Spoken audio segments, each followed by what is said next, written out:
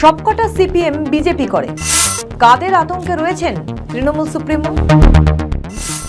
CPM তাদের শাসক অবস্থার স্বর এখনো ছাড়েনি। যেমন তৃণমূলের সর্বময় নেত্রী মমতা ছাড়েননি তার পুরনো বিরোধী নেত্রীর মেজাজ।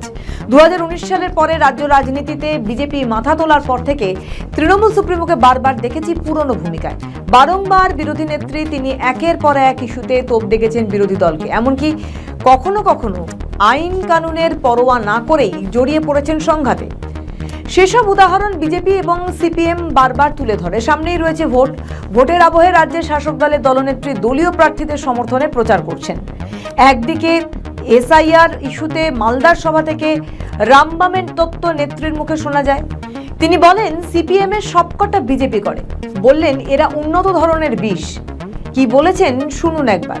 বলছে বাইরের পুলিশ নিয়ে আসবে, কি করবে না তো ভোট বাক্সে আপনাকে ভোট দিতে দেবে না।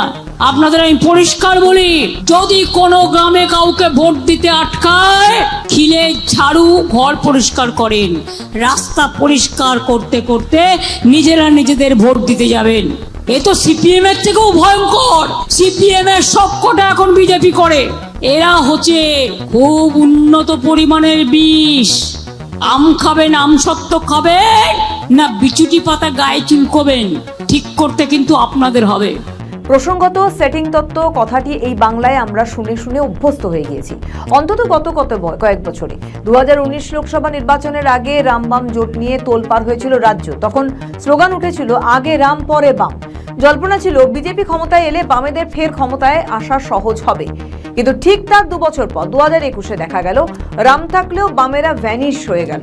2024 সালে বিধানসভা নির্বাচনে প্রাককালে এসআইআর কে অস্ত্র করে মমতা যেভাবে বিরোধী ভূমিকায় রাস্তায় নেমেছেন, পৌঁছে গিয়েছিলেন দিল্লিতে, তাতে রাজনৈতিক মহলের বিশ্লেষকরা বলেছেন এগুলোকে হাতিয়ার করেই মমতা ভোট বৈতরণী পার করতে চাইছেন।